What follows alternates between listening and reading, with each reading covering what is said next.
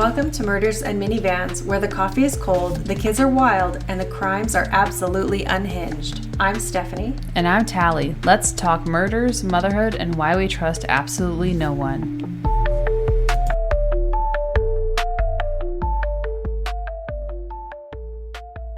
How was your Halloween? I was like prepping for this question. Is that bad? Well, the kids had a lovely time. The act itself was fine. I just don't know why every time I'm like, I'm going to be so relaxed. My mother-in-law is going to take care of her son and her grandchildren. And don't get me wrong, I have a great relationship with my mother-in-law. The kids had a wonderful time. They got to be with their cousins. E cried this morning when we had to leave. I'm like, but we can't live here. Then one of them was like, well, do we have to leave? I'm like, I would very much like to leave now. Yes, yeah. I would like to go home. See? Halloween would be funner here. Yeah, it would be. But it was, and I think too, because there's only 2 guest rooms, so each Neil and I are with a kid. It's just how it worked out. Yeah. I don't mind going to bed early, but also I'm never alone.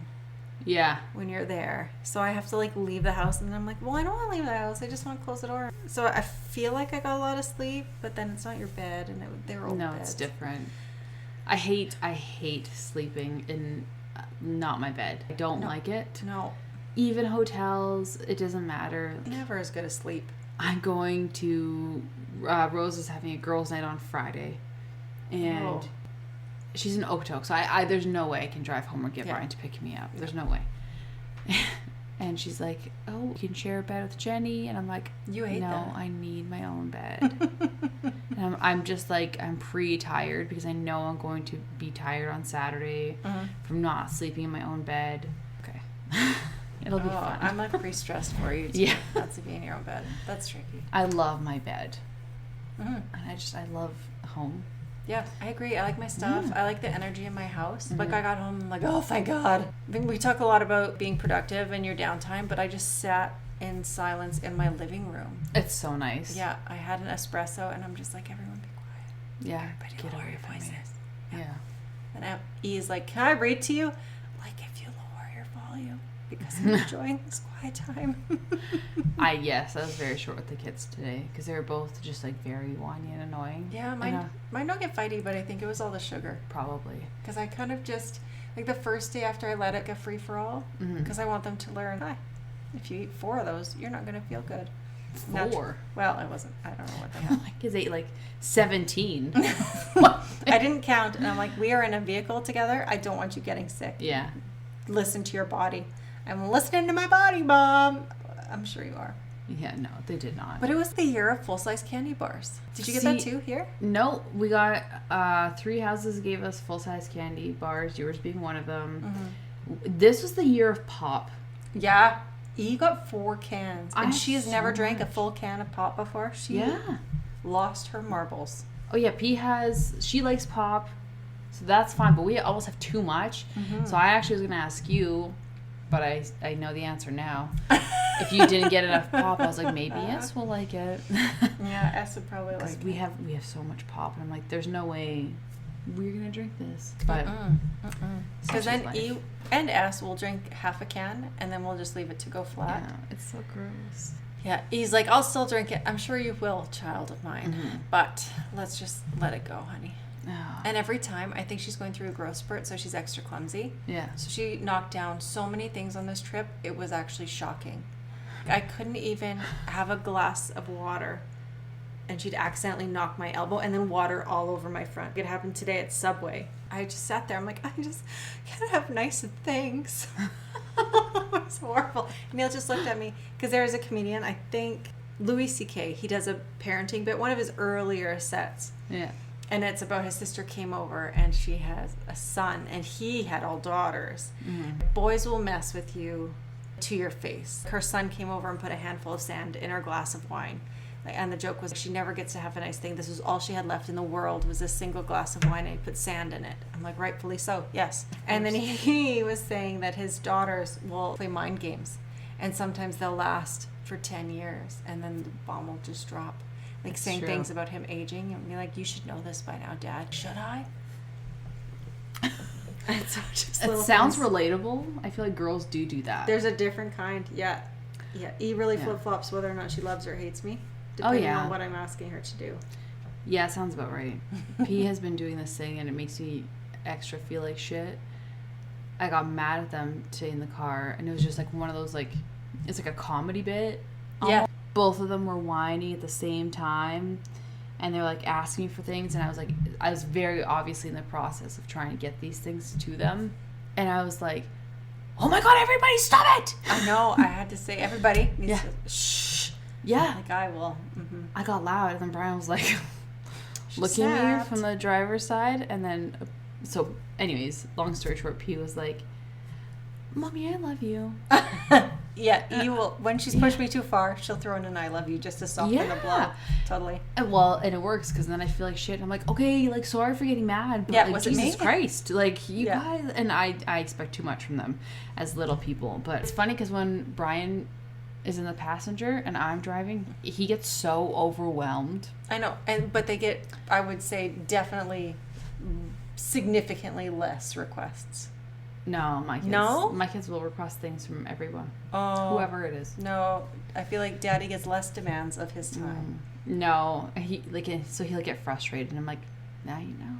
Yeah, it's like, where is this even? Exactly where I just said it was. Mm-hmm. Passenger princess. Yeah, but I just went to sleep for an hour and a half of the 5.5 hour drive. It does sound really nice. Yeah, I just couldn't even. I took S's pillow. Yeah. Like, nobody talked to me. My shirt is still wet. Good night. Yeah. I couldn't even. Mommy is sedated. Ugh. Okay. That feels better to get that off my chest. It does. Right? It's nice. I could go on for like another hour. Same. On just my woes. But Same. Okay. Mm-hmm. I'll let you take the lead. I'm going to get my stuff up. Okay. So, my episode today is about the ones who can't sit still. So, the ones who fold laundry while on the phone. I know this is you. Who answers emails during cartoons. Who can't rest because the moment they do, their brain starts whispering, you're forgetting something. My question to you, when was the last time you were truly still? So, not scrolling. And I caught myself while I was writing this. I tried to really reflect on this. I'm not planning, not mentally running through tomorrow's to-do list, but actually still. If you can't remember, you are, as we've said, not alone. You're like nervous laughing. You're like, oh shit. She's very pointed towards me. So somewhere along the way, we learned that motion equals value. That a good mom, quote unquote, is always doing something. We wear exhaustion like a badge of honor, and we definitely, I'm not pointing fingers, but I've done this too. You ever notice how moms talk about being tired almost competitively? Oh, you got 4 hours of sleep? That's cute. I haven't slept since 2017. Yeah, I do notice that too. I never viewed it as like a competition. I would just whine. Yeah, I didn't mean it to be. Yeah. But then it felt like competitive sometimes. And you're like, well, I was actually being serious. Are you actually having that many sleep problems? Like, go see a doctor. You need help. Yeah. That's not okay. So I think maybe we need to figure out the difference between like venting. But No, I agree. We joke, but underneath it, there's this quiet belief that if we stop, if we take our foot off the gas, things might fall apart. So the house, the routine, the illusion that we're holding everything together, which I almost catch myself doing busy work. Fill my day, I guess. But if you think about it, your day's full enough. It is hard. And then I've been trying to have my phone down around the kids more. Mm-hmm. And then like sometimes like Brian will call me out, or P, or somebody will call me out for being on my phone. It's not even enjoyment. Today I was like scrolling to find this specific Christmas gift that C wanted because I was trying to differentiate why it was so much more expensive on Amazon versus Walmart, and I was like, what's the difference? So then I was like trying to make sure I get the right one. That was my busy work, but to everybody else in my house it looks like, oh, what a piece of shit. Like, they don't think that. I'm just putting, this is how I feel, they feel. Like, oh, pay attention to us. Project. God, I'm never doing anything fun on my phone. Never. If I'm laying in bed 15 minutes before I fall asleep, I'm like texting, whatever. Very rarely am I doing something enjoyable. Yeah. Yeah, when I'm home, for sure. Yeah. On the drive today, I bet you I hit a record on how many times I watched like Midwestern or like homesteading reels about meals they made. but we were traveling and the kids were watching a movie and I couldn't see the screens. Yeah. My book got boring, so I had to jump between things. Yeah. Between napping and snacking, That's nice, stuff. though. Yeah. Because control feels safe, chaos doesn't. And motherhood in all its glory is basically a masterclass in chaos. So we keep doing, fixing, cleaning, planning, convincing ourselves we're preventing disaster when really we're just postponing rest. Let's be honest, control isn't just about keeping order, it's about protecting ourselves. When everything feels unpredictable, control becomes comfort. It says, if I can stay in charge, no one can get hurt. If I do it all, no one can be disappointed. But that's an exhausting way to live. Because deep down, you know you're still going to forget the permission slip. The laundry will still pile up. Someone will still get sick right before a big presentation. And yet we keep trying because the idea of letting go feels scarier than the exhaustion of holding on. I agree. Yeah. If something slips, I have no one else to blame but myself. And then I'm just like angry and grumpy with everyone, even though it was definitely a me problem. I agree. I think it's like there's a saying about how much mental load moms carry, and there's even like funny reels and stuff about it where it'll be a mom and it's like just her inner dialogue as you're going. Maybe it's just ADHD brain, but like I'll be going to do something and then I'm like, oh, write this, and then I go and do, oh, write this, oh, I can't forget this, oh, like, or while I'm here I should do this. yeah It's bananas. Like I think that's why a lot of us get so crabby. And I think it's sad because I feel like we don't really realize it until we're moms. Yes. Yeah, I had no idea. So then I feel sad for my girls. They're probably going to be like, oh my God, mom's such a basket case. But it's because I have 7,000 things in my mind. And it's like, it's hard to understand that feeling until you're a parent almost. I think even married life too. Yeah. Like explaining it to Neil. Like, this is why I snapped. Because I had these 5 things in my brain. And then you asked me a question totally unrelated to what my brain was thinking. And I could not process fast enough what you were asking me. So I just didn't understand the words that were coming out of your mouth. Yeah. And I've said that quite often. Oh, yeah. Today, Brian and I got into an argument because this is going to make me sound so crazy. But yesterday I was like, okay, we're going to go to Flying Squirrel and then we're going to go to Home Depot and then go back home. Yep. Done. That was the plan. And then today he's like, you still want to do Flying Squirrel? And I'm like, immediately irritated. See, and that even drives me crazy with friends though too. Yeah. I don't understand why you can't remember this thing. But then 3 weeks ago, I missed one thing. I'm like, it does not even compute. I'm positive I never made this plan. And you're like, actually, scroll back. You did on this day. I'm like, I have no recollection. Nothing. It was swept from my brain. I feel like other moms are very forgiving. But yeah, it was. So he asked me, and then I was like, why? Yeah. And he's like, oh, I just saw public skating is on today from 12 to 1. I'm like, okay, just go there. I was like immediately annoyed. Yeah. And then he's like, well, obviously, like, we've been together a while, so like I think he could read me, but he was like, I don't understand why you got mad. I was just asking and giving you an option of being home alone an hour. And I'm like, no, we haven't had fun as a family. Yeah. Well, and you've already built it up in your brain for what the day's plan is going to be. Yeah. I cannot. No. I don't know. And I was like, well, how's Home Depot going? Like, just a dumb thing. But also, it's my luteal phase. You reminded me today. I was like, I should check. And then I was like, oh. There it is. And it was after the argument. I'm like, oh, that makes sense. That's why. Yeah. But yeah, no, I agree. So my question for us to discuss is, what would happen if you just stopped? Or what is the worst thing that would happen if you just stopped just for a day? I don't know. I think everybody would die. That's what my brain says. That's what my brain says. I've thought about, like, sometimes when I get angry at how much I have to clean up after everybody here. Yes. I'm like, if I will literally just stop cleaning and this house will be disgusting and then you'll see it, but I will never do it. No.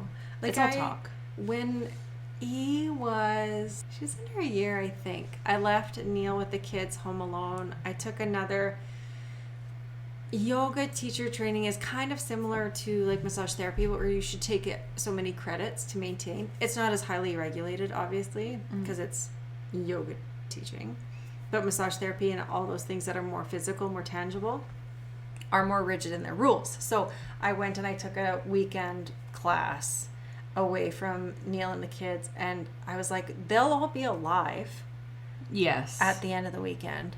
I don't know what house I will come home to. No. It'll be a disaster, but the kids will all be alive. And so that's why I try to tell myself, when I'm like, Neil will survive. The children will survive. No one will die. No. The house will be a disaster, probably. The house will be a disaster. They've eaten KD for 5 days. Yeah. Itchy ban. Yeah. Just trash. But they'll probably think Dad is fun dad. Yeah. It's always fun, Dad. It's always like, eat a vegetable. Yeah. Eat a fruit. Yeah. Oh, you can't poop? It's because you had no vegetables since I left. Yeah. Oh, my God. No, you're right. I think that, too. I'm like, a little thing for me is I try to teach Brian how to braid hair, like do hair, because he can do like one ponytail. Mm-hmm. And he just can't, it can't compute for him and his brain. Neil's not. Yeah. And I'm like, what are you going to do if I drop dead tomorrow? Oof. What, you're going to send them looking crazy with their crazy hair? And he's like, I'll figure it out. I'm like, no, you won't. This is why you need me. Yeah. I was not viciously angry. That's not a fair word. But when I came home from that yoga weekend, I walked through the door and a candle was going. So the house smelled nice. The kids were in bed. The kitchen was clean. And Neil was visiting downstairs with a buddy who would come over, and he had like the baby monitor, and I would be like, well, fuck you then. You could just do it all without me. I was so mad. That's so funny. And so I came home from the yoga. It wasn't even a retreat. It was a training. And I was pissed off because he did do it all without me. Oh, that's actually really funny. I love when Brian does stuff without, just does it. That's like so the icing on the cake all the time. Is that like a nice smelly candle is lit. Yeah. So I saw it, I'm like, oh, goddamn. I have like 3 candles left. Yeah, because it's like the icing on top of the cake. You're like, I'm done. The house smells nice. Everything's clean. Yeah. And I do the same thing. Or even in the morning, you light a candle, and it's kind of a nice aroma. Cozy. When the kids wake, I love it. Yeah. Fall is my jam. Yeah. So when he did it, I'm like, oh, god damn it. It's fine, you then. Son of a bitch. Yeah. You don't need me. Asshole. But everything worked out. It was nice. They swear that they missed me. Yeah. You know what? I think they do. Because, just seeing when Brian is away, they miss him a lot. And I'm like, well, I'm better. Yeah, well, I do more. So, you're welcome. No, I don't. I don't actually think that. Let's bring in a black thing and see how clean Daddy did clean everything. Yeah. There you go. Yeah. No, I'm with you. Stillness is hard. Yes, it is. So, listener, you have to answer the same question and get back to us. That's a hard one because our way is usually the best way, clearly. It's efficient, safe, but it can be lonely. Mm-hmm. So here's the other side. What happens when we let go even a little? Maybe the dishwasher gets loaded wrong. Maybe your partner packs lunches and forgets fruit or forgets to feed your children vegetables. Yeah. And maybe your teenager does their own laundry and ends up with a pink hoodie. Also that's a mistake I would make. Yeah. Oh, I've been there. Yeah, definitely. I had a red Christmas blanket that Neil's sister made for each of the kids. Mm-hmm. It was very sweet. Didn't think that was not pre-washed, and one of his shirts was definitely pink. Definitely. Oh, no. But you can never face it. I'm like, well, you dummy. Why did you put that in there? No, it's all on me. Letting go doesn't mean giving up. It means trusting that not everything needs your fingerprints on it to be good. It's giving your kids the space to learn, your partner the chance to step up, and yourself the permission to rest. I remember, because when I had kids, we joke that it goes in waves. So I had a few people we knew in the area that had babies around the same time as I had S. And there was one where she actually left an event because she didn't trust her then husband alone with their infant son. I think he was around 6 months old. And she got a text from him. He asked innocently where something was. And she was like, I need to go home. He cannot do this by himself. So was he an untrustworthy guy? Or no. Is this first? I think that there was a TikTok trend. Not trend. It was a video. Mm-hmm. And they were like, the girl's like, tell me your most unhinged first-time mom thought. Mm-hmm. And I read the comments and I was cackling because I agreed and I did every single one. Which would tell me one. Oh, babies aren't supposed to have water. And so when I had the bottles, if there was a drop, I'm not even kidding, if there was a drop of water in the bottle, I would spiral. I would spiral. And then I would sanitize everything for months, or like I think I did it till they were like 6 or 7 months.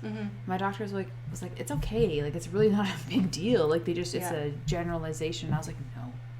And I would like, if the pacifier fell or touched anything, even if it was in my own house, like the counter, I had like a special passy case. Like there was just so much. And I remember watching them while they slept. And mine was the sleep thing. Yeah, everything was psychosis for me. I do think that there's something that happens to your brain when it's your first baby. Oh yeah, I was positive everything would kill them. Oh my god, sure. It's psychotic. Yeah, I exhausted myself. Yes, and like thinking back, I'm like, that was bad. But staring at those stupid video baby monitors, like I would stare every night until like exhaustion just hit me and I fell asleep. Yes, because I needed to stare and make sure he was alive.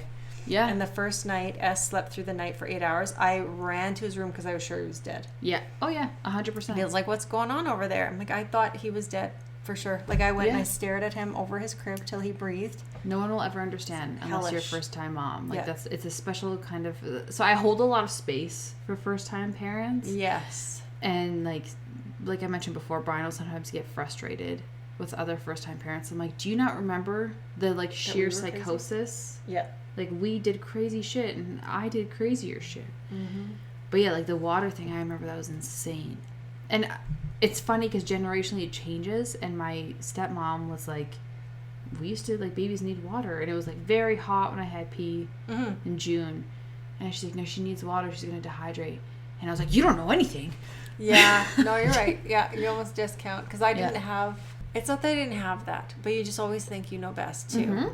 And so I'm not going to listen to what you're telling me. Yeah. Like, I'll let you talk about it, but no. No, I was crazy. I would, like, argue. And I'm like, now looking back, I'm like, oh, what the hell's the point? Like, yeah, you're probably crazy. Maybe come at me more gently, I would say. I was embarrassed if I did fail. Like, it took me a long time to talk about how, like, breastfeeding versus formula, because I just wasn't producing enough milk. And that's the end of it. Like, I was fortunate, at least, because I was in social work right before I had S. So I knew that there were so many programs where you could, like, get samples of formula. So I hit a point where S was waking up all the time. Neil wanted a bit more time with him anyway. So I'm like, I just can't. I had a break point at, like, 3 a.m. I'm like, we need to use that formula. And so Neil got up. Some of it's pre-mixed. Some of it's a dry mix that you mix with water. Neil got one. He gave it to S, and S slept amazingly. Oh, like, his belly was finally full. And then, of course, I cried. But you need to let some things go. Like, you just feed your baby. And so that's kind of what I come back to. I try to give new-time parents especially grace, but just feed your baby. Yes, I agree. I had, that was one of my psychoses as well with P, was the breastfeeding. Yes. For her, they it really only pushed lasted, it at the time, They too. did. And it's not that it's bad. Like, if you can do it the whole time, awesome. Great, yeah. Cool for you. Not all of us can. I agree. And I had a lot of, I don't even want to say trauma, but it was like, I really beat myself up over not being able to breastfeed her, like, entirely. And I remember I would, like, see other women breastfeeding at, like, mom groups and stuff, and I would, like, cry. Like, I would break down, and it took me, like, a year to get over it. Yeah. And then, so then when I had C, I was like, no, we will breastfeed until the end of time. Like, and so I didn't produce enough with her, and she was getting frustrated, so I was exclusively pumping for 6 months. Good for you. So I would pump, and then I would go and feed her that fresh bottle, and I was exhausted, and I had postpartum. Like, oh my God. What a nightmare. So, like, yes, I agree. Holding space for people is invaluable. Yes. And then letting go can look like many different things. So as we've said, we've kind of let go of some of the formula stuff, and it's various different. Those aren't the only examples. But sometimes you just need to call it like it is and give yourself some grace. It can look like sitting on the couch while the floor is covered in Lego. It can look like going to bed with dishes in the sink and reminding yourself, I am not failing. I am prioritizing peace. I had the example once, too, of someone just so overwhelmed that they ran their dishes through the dishwasher twice because they didn't have the energy to rinse them all before they put them. Dude, who cares? Just start that dishwasher twice. I'm with you. So that one really spoke to me. You've been driving this family minivan for a long time. You know the routes, the shortcuts, the potholes, but every now and then it's time to pull over. Hand the keys to someone else, or wild idea, just sit in the driver's seat and breathe before starting the engine again. There was a funny one. I think it was Louis C.K. again. And I know he's very controversial, but he did have some really good family bits at the beginning of his career. And one of them was talking about when he closes the van, he walks around to the driver's side, and when you have small children, it's like taking a Carnival cruise. It is. You slow those steps, take an extra breath until you get into the driver's seat and go where you're going. Oh, yeah. Sometimes when they keep talking, I'm like, oh, just one sec, I have to go into the driver's seat. Yeah, I'm just like, stop. I love you so much. Yes, I do. But you need to just care about this Minecraft story at all. Yeah. Honey.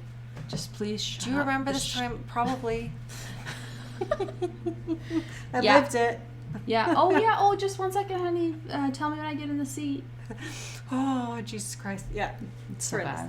Yeah. But we made them. We love them. Mm-hmm. So what are you trying to control that doesn't actually need controlling is my question to you. I am psychotic about feeding my family and myself to the point where I feel ill every time we go anywhere on a trip because I'm just so particular about what I eat. My kids I think are fine. I think they're fortunate. Neil balances them out enough, but I am crazy about what we eat. I think I've made that clear a few times. Yeah. There's worse things to be crazy about. But there are probably better things to be crazy about. Yeah. I don't know. Like, and when I say crazy, I will say instant stuff, the Kraft peanut butter, macaroni and cheese, the KD. Again, I say you would hate my house. You are actually not allowed to look at my pantry. Bear paws stress me out. Oh, bear paws. Oh, my God. Like, just make a freaking loaf of banana bread. But also, it's time. Yeah. And it's really not that bad. And I know that in my head, like cognitively, I know it's not horrible. That's not going to kill my kids. And I don't know when it started. Like, maybe because my mom was a slim fast mom. Yeah. And so I was just kind of hyper aware of eating. But then I kind of let it slip. So in college, I also ate all the junk food. And then I took a bit of time to bring it all back together. Health. I think there's so much cancer in my family too. Yeah. And people are starting to say that sugar kind of paves the way for cancer. I don't know what it is. Food is like my big thing that I need to chill about, but I need to like walk away when it happens. Like, Lord help you if there's margarine on the table. Yeah, no, I don't allow margarine in the house. Yeah. I married into a margarine family. Yes, I did too. It's so weird. Mm-hmm. But my kids will be like, where's the butter? I'm like, thank you. Yes, it tastes so much better. It does taste better. Oh my gosh. Mm-hmm. It's like Miracle Whip and mayo. Like, we don't need to get into it. Don't get me started. Food is not one for me. Like, I try to make sure that they're balanced, I would say. Mm-hmm. Yeah, we've discussed this before. But yeah, like balanced. The cancer thing for me, it's like the opposite side. Okay. The healthier people in my life fall ill more often. See, and that's what Neil talks to me about. Yeah. Because he's like, honey, I think the stress of this is going to lead you down a bad path. Yes. And so I actively tried to find the balance all the time. Yeah. So I am just a little bit more chill when I have red wine. But wine bad. Sugar's bad. It's not. It's balance. I think you and I talked about this before. Balance. The dose makes the poison in literally everything. Is there a connection between sugar and cancer? Probably. Mm-hmm. But you'd have to eat, a pound of sugar, a day to get cancer. I don't know what it is, but it would just have to be. And that's the problem with all these, headlines that come out about food, too. Oh, and all the reels and TikTok. Yeah. It is hard. You have to research it. Mm-hmm. Because there was one that came out about hot dogs and processed meat, and I do try to avoid processed meat. Yeah, but then I love a freaking deli meat sandwich. Exactly, I love a sandwich. I know. But then it's if you eat it was a pack or something of deli meat. Don't quote me on this. Mm-hmm. No, nobody sue us. But it was a pack or something of deli meat a day. And I'm like, well, who the fuck eats a pack of deli meat a day every day? It's the same with Diet Coke. People used to shame me for having Diet Coke all the time, and I'm like, it's one fucking can of Coke a day. Get off my. Yeah. And do you know how much joy that can of Diet Yeah, Coke I'm like, brings? it's one can. There's people that drink 7 Mountain Dews before breakfast. Yeah, so let's just And they're grown take ups. a beat here. So I'm like, everybody just needs to So food is not my thing. Mm-hmm. It should be. I wish it was a little bit more. But no, you're probably leading a little more relaxed food life. So, like, I wouldn't wish it on anybody. It's very stressful. And then I get, like, defensive about it. No, I'm not with you. Yeah. When, like, other people try to out-hippie me, I'm like, oh, sit back, friend. You don't even know. Yeah. Don't open this can of worms. No, and I think also picky kids humbled me a lot. Like, if I just had PE, I think I would probably maybe be, like, able to be more health conscious. There's no way. And, like, that's funny because C will not eat banana bread. A banana bear paw? Yep. That's so funny. Why? It's the same thing. Yeah, so, like, for me, that's not it. For me, it's usually cleaning. Okay. Like, it's obviously not very clean here. Oh my god, it's a dog toy on the floor. Like, you're fine. But, like, I will die if somebody comes over and it's, like, the middle of a Saturday and there's, like, Legos all over the floor. I don't like people seeing my house in disarray. Okay, I see that about you. Yeah. That's a control thing for me. Because a few times you're like, just don't come in. Like, you're like, you're not even, it's a very messy. I'm like, I'm sure it's fine. You know what? And looking back, it is fine. And when I go to other people's houses, I don't ever notice mess. No, and I would never, ever, ever say anything to you about a messy house. Yeah, but it's like it's a sickness for me. Yeah. Well, so is mine with food, so I get it. Yeah, it's weird. Cleanliness is a big one for me. I don't know, sticking to a schedule. I'm pretty rigid. You've gotten better in the last year, though. I have. What it is. I don't know. I think I'm just aging. Maybe. There's like a switch flipped. I'm like, oh, you do have time to hang out? That's nice. Because I'm like, I'm bad at attending yoga classes. Like, that is a very bad one. And I'm not even doing it on purpose. It's literally because Mondays, we have piano, and then we get home, and everybody's in bed by the time I'm done at 7:30. Tuesdays, dance. Wednesdays, Thursdays, dance. Fridays, skating, and then I'm done for the day after that. Right. Yeah. You're not coming to that 7:30 a.m. bar club. No. Or 5:30 a.m. Well, and that's the thing. And then Brian has to leave for work in the morning. So I'm like, well, nope. So I'm like, I feel bad. But anyways. Well, it's okay. You just work for free. That's all. Neil's like, when's the last time you paid Tali? I'm like, I'm going to make her a really nice basket for Christmas. It's fine. Because I offered you free yoga classes and she just doesn't come. I'm so sorry. I want to. I love yoga. The time is not quite funny. To me, I'm not upset. It's very funny. I'm like, I guess I'll just like buy some bath stuff that doesn't sell and I'll give it to Tali for Christmas. That is pretty funny. Anyway. I would appreciate anything. So here's the truth I've learned. I'm still learning daily, too. So I have my own bottle of crazy. Stillness is not laziness, and rest is not weakness. Letting go is not the same as losing control. Busyness may make you feel useful, like those people who claim to multitask. It's just never quality work. But, like, please don't hate on us on our Instagram. But stillness reminds you that you're valuable. It's in the stillness that you notice your kids' laughter. I might cry. I know. That you feel your own heartbeat and that you remember you're a person, not just a machine.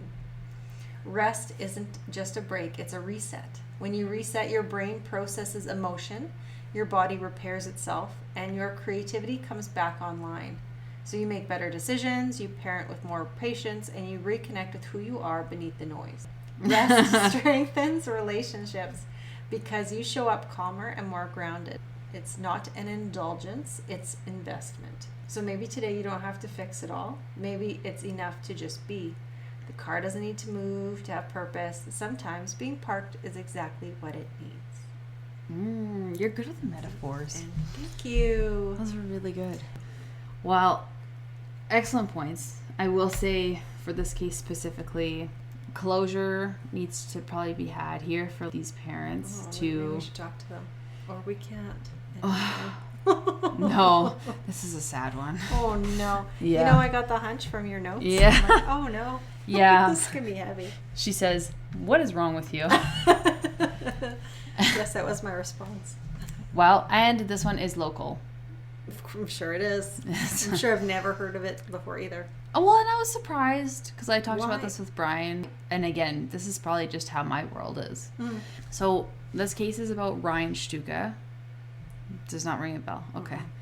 So Ryan Shtuka was born on March 17th, 1997 to Heather and Scott Shtuka. He grew up in Beaumont, Alberta, a small but very fast-growing city 15 minutes south of Edmonton with around 20,000 residents. I have in-laws that are there. It's a very cute town. It's cute, and like it's smaller than Airdrie. It's got to be smaller than Airdrie. Beaumont? Yeah.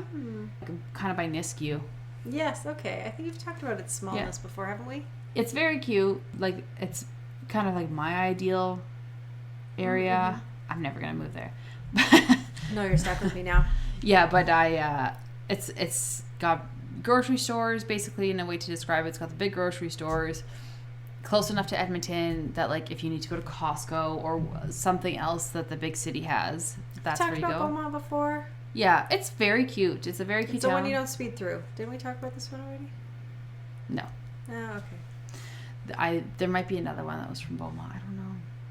But anyways, Beaumont's a very cute town, and the one thing I've noticed visiting Brian's family there is their neighbors are very close, which is nice. Mm-hmm. It is the kind of place that feels like a big small town. They have community rings, quiet streets, and young families everywhere, and people still know their neighbors. Oh, cute. So Ryan fit right into that world. He was very friendly, loyal, funny, grounded, and well-liked. He was close to his parents and his 2 sisters. He loved helping people and loved being outdoors. Snowboarding and skiing were a very integral part of his life from an early age. And like a lot of young adults, he wanted one good adventure, something that felt like freeing, before he figured out what came next. So in December of 2017, Ryan moved to Sun Peaks, British Columbia, to work the ski season. So Sun Peaks is like a mountain resort town, and it's 45 minutes northeast of Kamloops. I don't know that one. So it has one road in and out, and it's Canada's second largest ski resort. Whoa. So over 4,200 acres of terrain across 3 mountain peaks, surrounded by pine forests and alpine-style chalets. Oh, Sounds very nice. Yeah, very idyllic. Yeah. Only about 600 to 700 people live there full-time, but thousands more show up every winter to work and ski. Kind of how I was reading about Sun Peaks, it sounds like Banff. Mm-hmm. Like, there's people that live there, but a lot of people that, live to work there. Are seasonal kind of. Mm-hmm. Okay. So, by all means, Sun Peaks has a very low violent crime rate and generally feels safe. Mm-hmm. The kind of place where nothing dramatic usually happens, and most police calls are generally property related things like stolen boards, like snowboards, car break-ins, or noise complaints. So Ryan's parents supported his choice to go. I guess basically in listening to other podcasts, which I'll link in the show notes, and just hearing his parents' interview, they supported his choice to go. It's a cool experience. And how old was he? He wasn't young. So 2017. So he would have been 20. I was right. So reasonable. Yeah, reasonable to go start your own life. Like some kids would be in college. He wants to go do this. Yeah. Cool. Yeah, exactly. So 20, you can't really say no either way. Yeah, at 20. You can have a problem with it, but you're 20. Mm-hmm. But his family was very close to one another. It was a great chance to live on his own, work, snowboard, and experience something new as a young person. Very cool. When he got there, he moved into a staff house, other seasonal workers, along with his childhood friend James Maxwell, who had arrived earlier. He also lived with a 31-year-old Australian named Chris Feeney. Australians love ski towns in Canada. There's Australian and New Zealand. A lot of them come up. Oh my God. I'm like, why are you here? Go back there. It's way nicer. There's some sort of exchange something. I don't quite get it. But I think they follow the skiing and snowboarding season. Oh, they love it. Mm-hmm. And Chris's girlfriend, Kristen, they shared the usual ski town setup. So they had small bedrooms, shared kitchen, lots of ski booths and stuff by the door. So Ryan and James shared a room. They hung out together, but they also blended in with a wider group of resort staff, meeting people, working long days, and going out at night. Cool. It's very, the vibe was tight-knit but transient. So a lot of young people working hard, snowboarding, partying hard. The youths these days. Yeah. So on Friday, February 16th, 2018, Ryan had worked a full shift at the resort, finishing up around 7 p.m. After work, he stopped at the bank to get cash for the night, and he helped a sick friend by driving him to pick up supplies before heading home to get ready. He had a few beers with his roommates, and then he caught a ride up to the Upper Village. They went to a place called Massa's, probably butchering that, Bar and Grill, and then they went to Bottom's Bar and Grill for a silent disco event. Do you remember silent discos? No. This was the heyday, and we had just had our first babies this year, so I don't think we would have been cool enough. No, we were not in the know. What they were is you would put on headphones and you would listen to your own specific music and dance. Oh. And other people would have headphones and then be dancing to their own music as well. So why it was a cool thing back then, I'm like, I would never do this. Yeah, could you explain to me why it was fun? For the youths. Yeah. I was not 20 in 2017, unfortunately, for me. I think it was just like people liked it because people would be dancing and you would think they were dancing to your music, but they're not. Oh. I'm thinking like even as a staffer, I don't know, it'd be weird. I was trying to picture what the vibe would be like. I'm like, I don't think I'd like that. Yeah. It'd be weird working there in a quiet disco. By all means, a lot younger and a lot cooler than we ever were. Yeah, because I don't think that sounds fun. But obviously I don't know what's hip. Yes, well, it's not hip anymore, but it was back then. That feels short-lived then. Yes. Doesn't it? I think so. I was thinking in my head like Backstreet's Back. No. Oh, no. Like, I don't think you can't dance to that at a silent disco. Well, some of us could, but I guess not all of us. Yeah. So everyone who interacted with Ryan that night described him as happy, social, and having fun. There was no drama, no arguments, and nothing was unusual. After the bars closed, they walked back down to staff housing on Burfield Drive for a small after party. It wasn't a wild rager, it was just a handful of people finishing the night with drinks, which is also funny to me as an old, is I looked up how many actual people there were, and it obviously full normal number can't be verified. Yeah. But they said between 30 and 50, and I'm like, that's a rager. That's excessive, yeah. If I had 30 to 50 people in my house, I would panic. Yes. But thinking back to me as a 20-year-old, 30 to 50 people, that's a nice night. Yeah. That's a chill night. Yeah. Now if there's more than 10, I'm like, okay, stop talking all at once. Yeah, I'm like, can I Irish exit my own house? Yes, I agree. But also after the bar, when I was in college, we're done. Like, night's over. Yeah. We did not. Pizza would be there. Like, someone would organize, like, Pizza 73 was the first thing to, like, deliver and that you could book online. Or if Denny's was open. Because when I went to college, there was a college town. Yeah. And so that was my first experience with, like, a 24 hours diner. So you either hit the diner on the way back or you order Pizza 73. Sometimes your bar is close to Pizza 73 and you try to extra tip the delivery driver so he takes you home with your pizza. So illegal now. They would never do that. I feel like it was borderline when we were doing it. But ours was, we would always go to McDonald's after. And it's funny because even now, if I am violently hungover, which is very rare for me, or sick and I can't eat anything, this is going to make you want to punch me in the face. And Brian got me onto this. It's a double cheeseburger, no fries, just a double cheeseburger. Eat it with for me, a Diet Coke. No. And I don't know what in that combination it is, but it just revives me. I don't know. Mine's like a skillet, like from Denny's or something. Those are good too. Yeah, like a skillet. Anything with grease. Shitty cheese, like that gross liquid cheese. Yes, that's anything the time with grease. For it. Yeah, I agree. So at this party, there was alcohol, according to some accounts. I don't know why that's so funny. Of course there was. Yeah, I know. Came back from the bar. I don't even know why I wrote that in my notes. Sorry. So according to some accounts discussed by people online in interviews, MDMA, do you know what that is? I asked Neil a few years ago, so I'm aware. I put a note in here. Tell Stephanie. Check with Stephanie. Was being passed around. So police have actually never formally confirmed this. It remains unverified, but it is commonly mentioned by people familiar with that night. By around 2 a.m., only 9 people were left. James, his childhood friend, left first and went straight home to bed. Chris and Kirsten, so his other roommate and his girlfriend, left shortly after. They remember Ryan putting on his jacket and looking like he was about to leave too.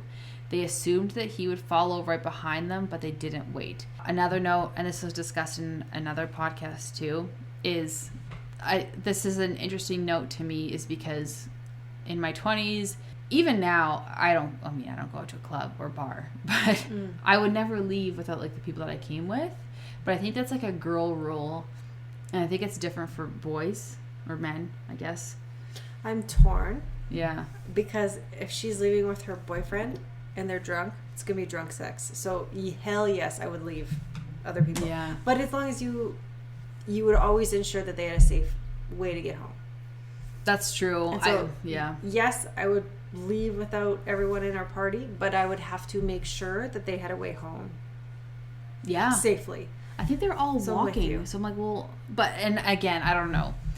This is like a point of contention too in a few podcasts is like, it's cold as hell. Mm.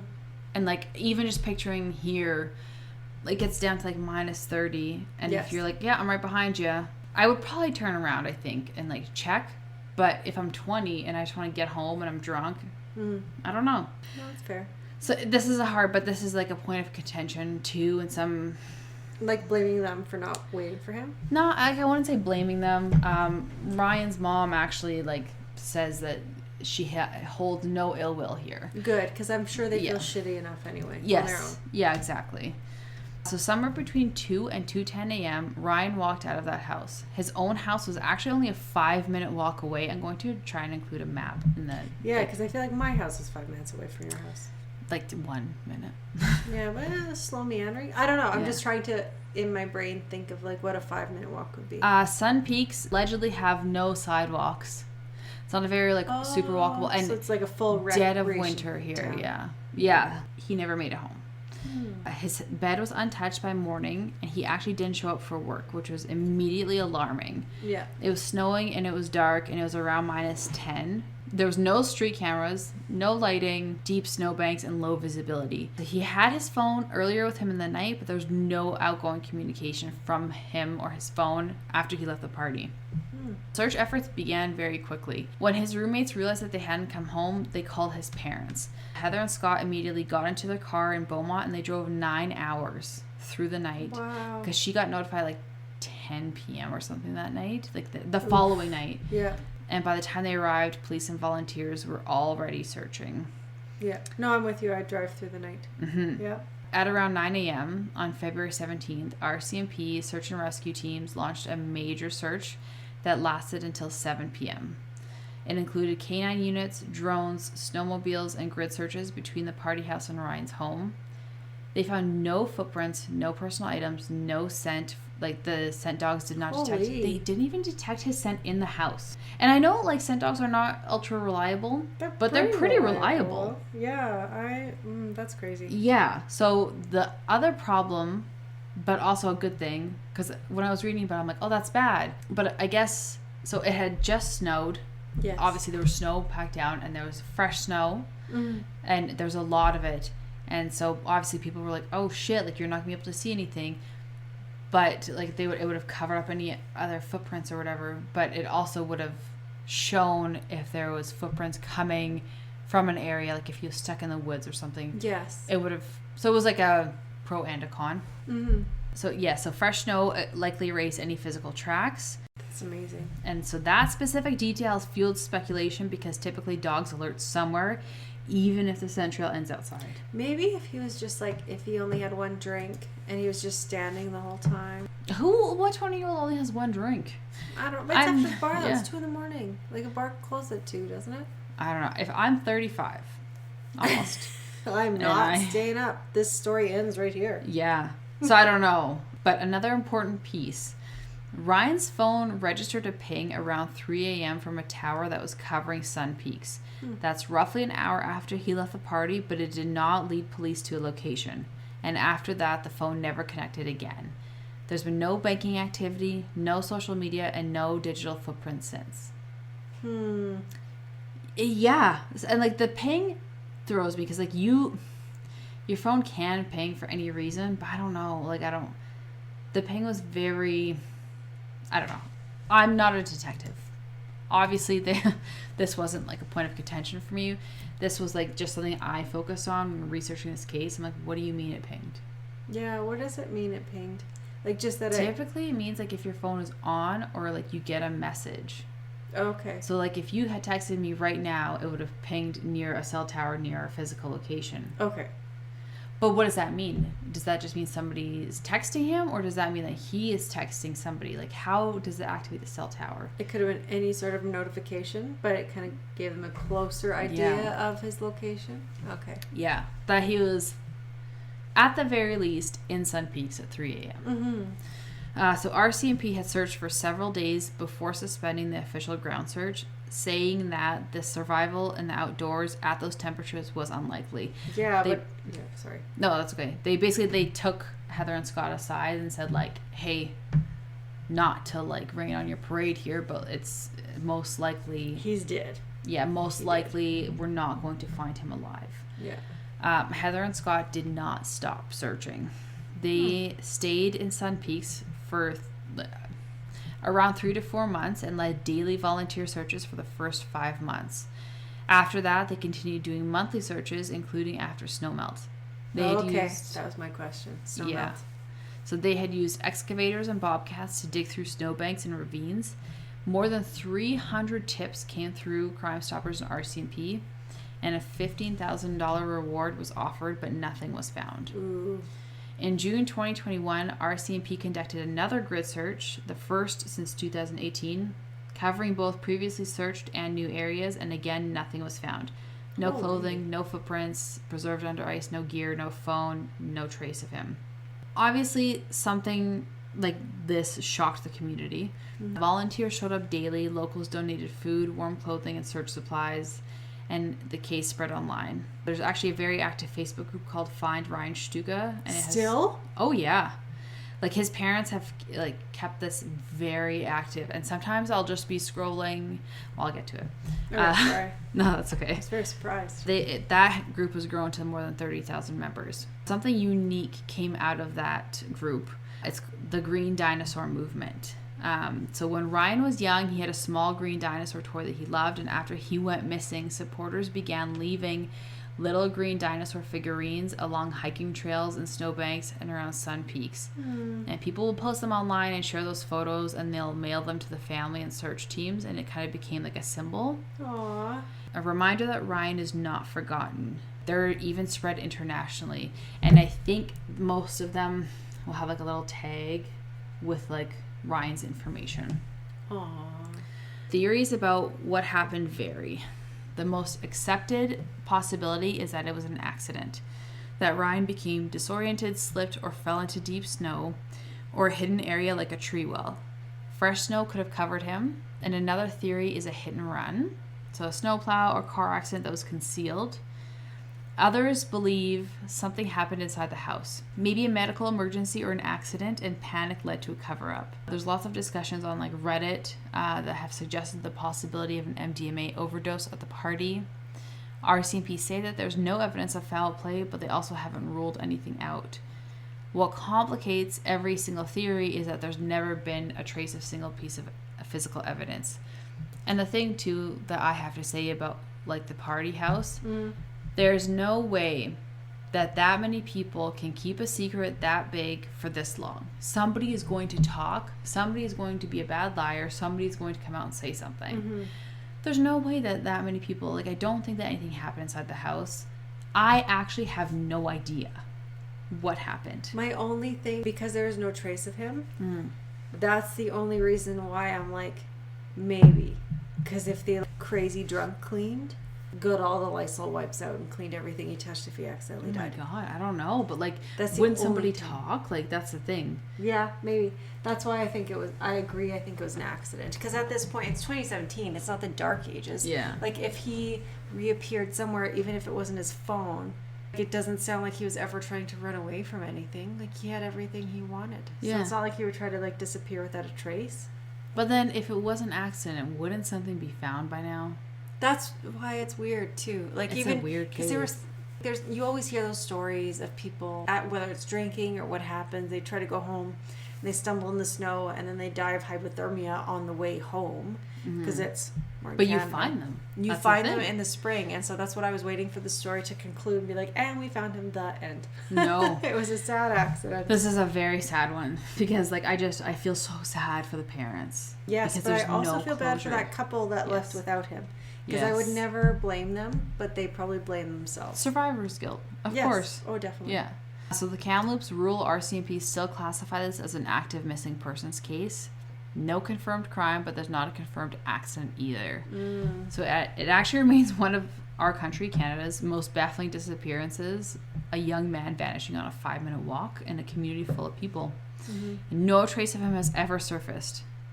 So Heather and Scott actually continue to return to Sun Peaks regularly. They lead searches and community events. They have built support networks for other families of missing people. And Heather wrote a book called Missing From Me about the experience. Aw, that's nice. Yeah. She builds a community out of her loss. Yes, yeah. His parents are solid. Just a very nice support network. You know, it's a very tragic case, but it's very heartwarming to see parents just put in, and this is something that like I think we would all do. They just put in this much effort and not rest until you find closure. I feel like it would just be so hard on a marriage, especially, did he have siblings? It didn't really say. He did, but like again, like from all accounts, everything that I've consumed about this case, like Heather and Scott seem solid. Like they very much on the same team. I guess like when they were driving to Sun Peaks, like the 9-hour drive, they had to like stop and just like the whole way home, I guess they were thinking of his entire life. Your son's being born, like all of these like monumental things. Yeah. And so they had to pull over and then like stop and think and like cry. Yeah. No, so like I think they were very much on the same page. Cases like this for sure can, I think, affect a family, but it is. I think isn't it the number one most likely thing to break up a marriage? Yeah, because you will never grieve the same. No. It's the one, and you created this life. Oh, it'd be horrendous. Yeah, they still visit Sun Peaks regularly. I want to say at least like around the anniversary of his disappearance. And the green dinosaurs still continue to appear. You'll see them on your Facebook now that I like have brought it up. Where's my phone? Green dinosaur. Yes, and so they'll always remind people of Ryan. I think about Ryan all the time, actually, because I've known about this case since 2017 when it happened. Oh. So Sun Peaks looks majestic. Like it looks like one of those places where nothing bad should ever happen. Quiet, snowy resort village, warm lights in windows, and skiers happy. But on a cold February night in 2018, something horrible happened. And somehow, in the middle of a busy resort town, a 20-year-old man vanished without a trace. I can't, like, stop thinking about this case. There's a few that, and I've covered them on, like, TikTok, if you follow me. Follow us. But it's me doing the TikTok. Yeah, let's be honest. Stephanie's not on the TikTok. But there's just some disappearances. The ones that I can't ever stop thinking about is the ones where there's no trace. Yeah, I what like closure. What do you mean? Yeah, and like this is how I feel bad for this family is because it is awful that you have a missing child. It is terrible. It's even more terrible that there's no closure for them. Yeah, there's always a question. They can assume that he's gone. It's been so long now. They can assume that he's gone. But there's a part of you, I think, as a parent that it's like, are they? Or like, maybe they ran away. There's like some sort of hope that maybe they're still out there.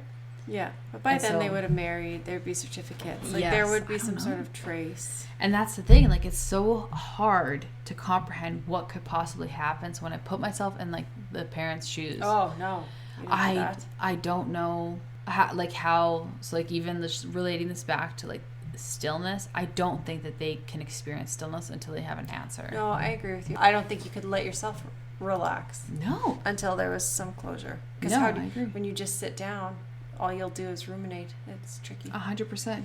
Like these are not the people who are going into those like relaxing water pods for absolute stillness because they would not let their bodies rest. No, and I understand. Yes. Oh, I'm with them. I would not want to either. Praise in this case, like Ryan Shtuka's parents so much is because like his mom is very active. I'm with you. Have all the meltdowns you want en route, but you're getting there. You're getting there, good and for you, like girl. She will not rest until her child is found. I'm like, this is the reaction. There's only the one vibe I want to reaction. portray. Yes. There's only one reaction to happen in a horrible case like this, and that is it. That is the reaction, and these are the actions that you take. Yeah. I will end this case and just find that Facebook page and join it. Well, now I have to, and I also have to find green dinosaurs. Yes. Yeah, and this is an awful case, and if there's any updates, of course I'll share them. But yeah, thank you for listening. Follow us on Instagram. Neil just did today because I took his phone and made him follow. Yeah, and I saw that and I'm like, rude. It took you this long. Yeah, actually, and Brian was like one of our first followers because I also did that. He doesn't even have Instagram like on his phone. Oh, that's cute. Neil got it when he was like cool. Yeah. When he was single, and it was like a photography app when it started. Yes, and then course. He just still has it. I'm like, oh, you're cute. Yeah, but I'm like, follow us. Mm-hmm. Follow us, like us. There's a TikTok where I share cases. Mm-hmm.